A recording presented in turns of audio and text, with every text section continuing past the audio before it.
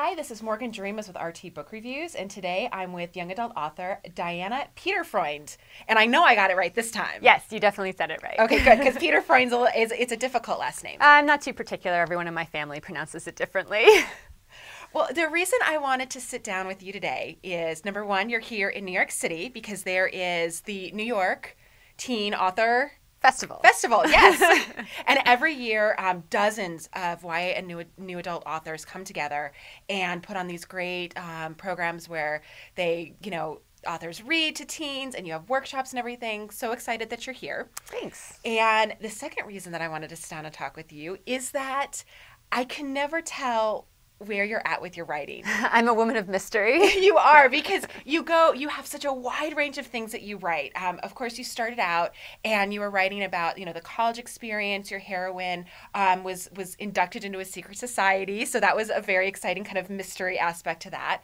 And then you went into this fantasy where your heroine, different heroine, of course, she goes after unicorns, which in this world are deadly, evil monster man-eating creatures. unicorns, yes. And now you're working on books that are post-apocalyptic.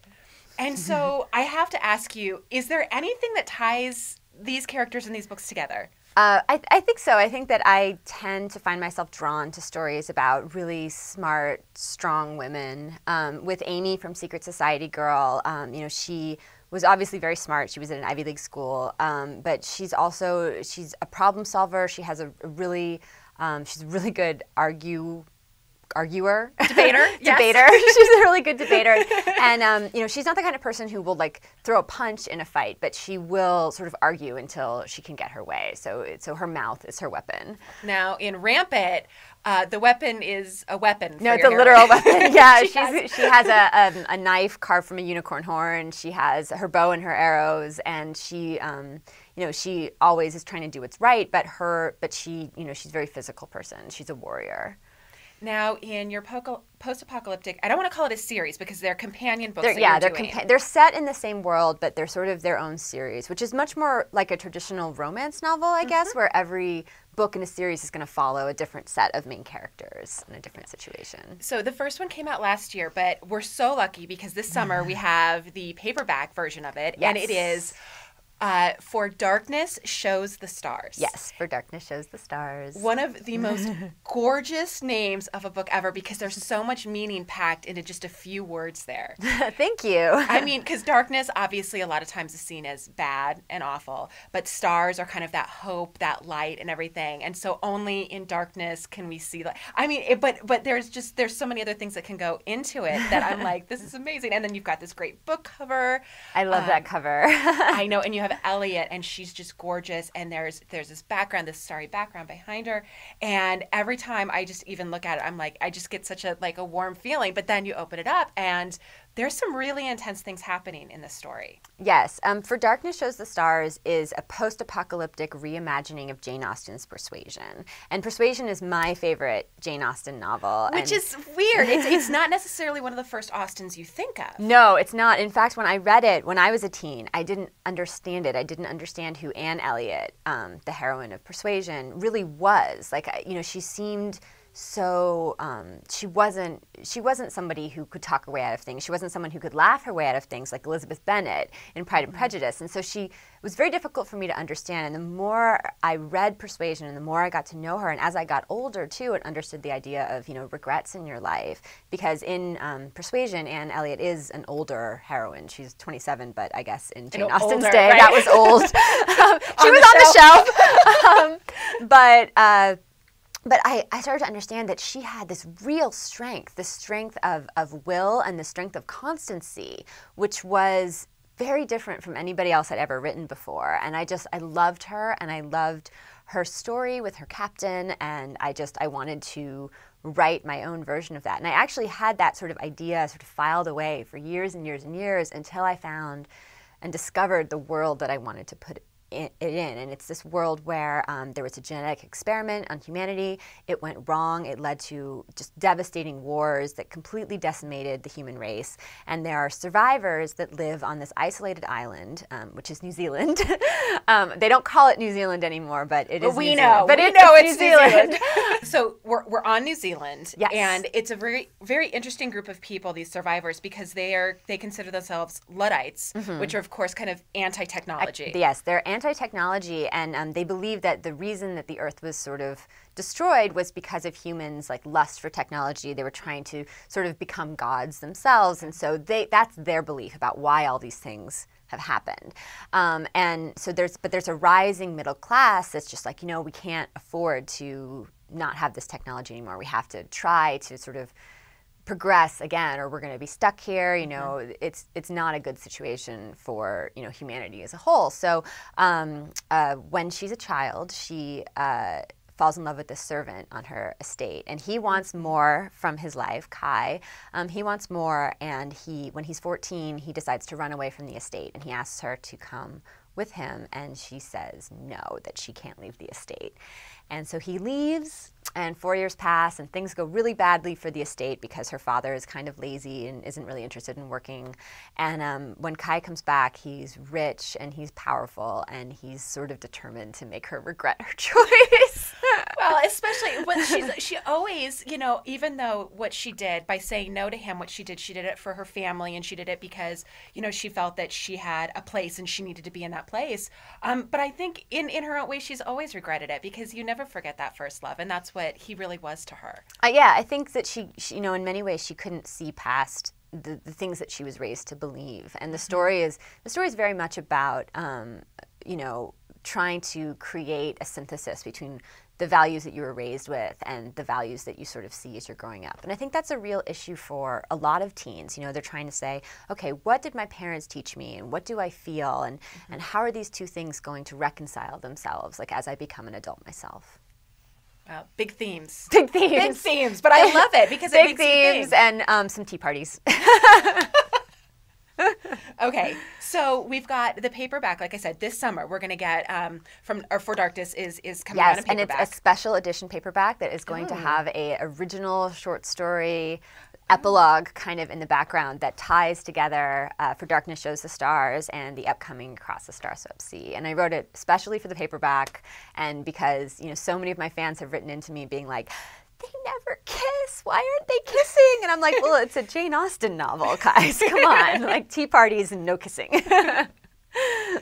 But so that's excellent. I love the idea of getting that little extra, especially your fans are like, we want this, and you listen. You're okay. I'll do it. All right. Yeah, I know. You have to. The fans want it. You have to give it to them.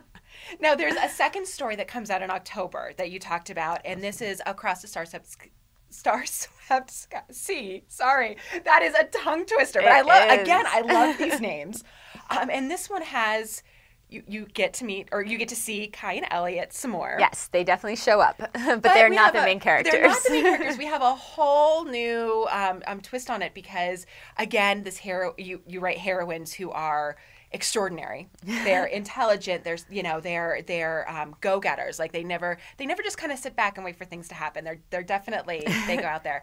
And in your next one, she is a super secret spy. Yes. Love the idea of doing all sorts of secret I decided to missions. also base this one on a classic. So this one is inspired by the Scarlet Pimpernel, but I decided to sort of do a little switcheroo and make the girl the Scarlet Pimpernel character. Okay, so the Scarlet Pimpernel has actually fallen out of favor. I was looking this up, and whether it's required reading or not, I know.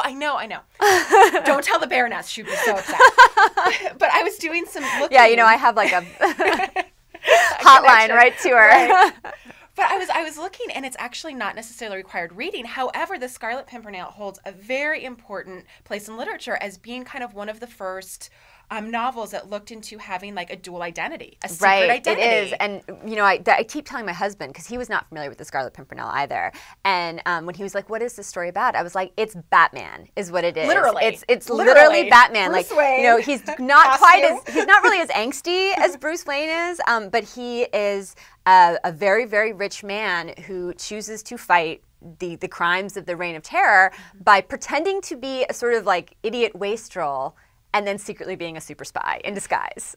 So he and is leaving flowers in his waist. Yes, like well, yeah. I don't think Batman ever left flowers, but still, yeah, it counts. He's sort of a Percy Blakeney is a very kind of. I definitely think that you see Batman there.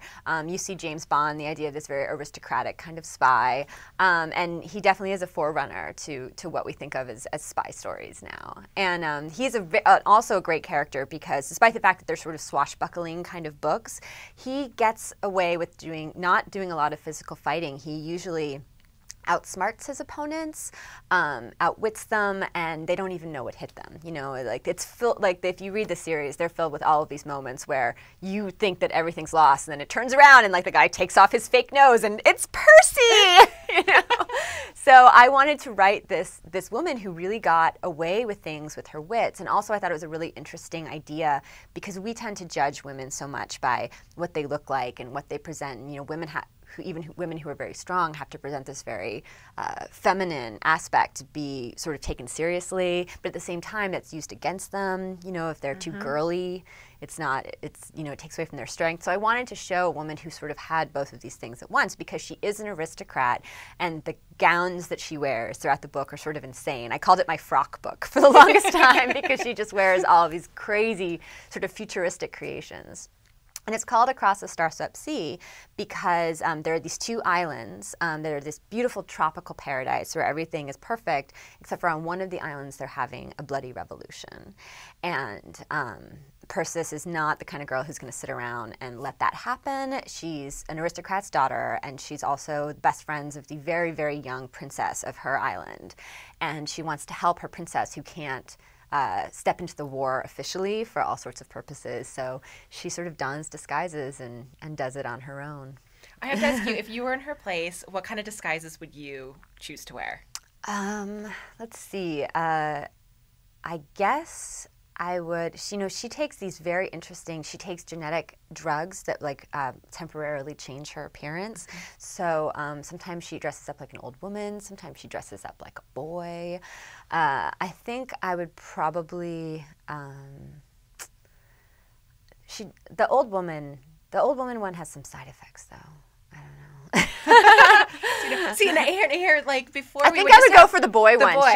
She gets like a mustache and a beard. It's really fun. I was gonna say, gone are the days of like the wigs and the noses, and now we have actual. Well, yeah, I mean, it's set in the future. If she was just gonna wear wigs, why would I set it in the future?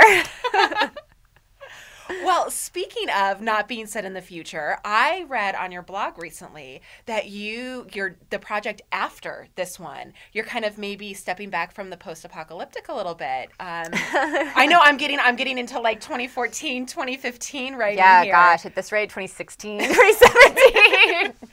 But are you going back to a little more contemporary like you did with your Secret Society? I haven't talked about that yet. You don't know. We have secrets. You know, that is actually something in all of your books. There are major secrets. There are major secrets because obviously Secret Society girls filled with secrets, and in Rampant there's this sort of underlying mystery of lost knowledge because sort of the order of unicorn hunters they join has been extinct, and so they have lost so much knowledge about the unicorns, and it's all about sort of discovering the real truth behind sort of the propaganda. And then obviously in For Darkness, Kai has a terrible secret. And then the hero of Across the Star-Swept Sea, Justin, also has a terrible, terrible secret. I like secrets. You do like secrets, and you're good at keeping them because I can't get it out of you. But I appreciate you talking with me today. And like I said, 2013 is going to be amazing for you because we've got the paperback this summer and then the brand new story in October. Give us the name one more time. Across a Star-Swept Sea, and the cover is just stunning. If you like the For Darkness cover, I really think that Harper just blew it out of the water with this one. Literally, her gown is just turning into the waves and there are stars everywhere, and I love it. Oh, well, I love it too. Thank you so much for talking with me today. Thanks.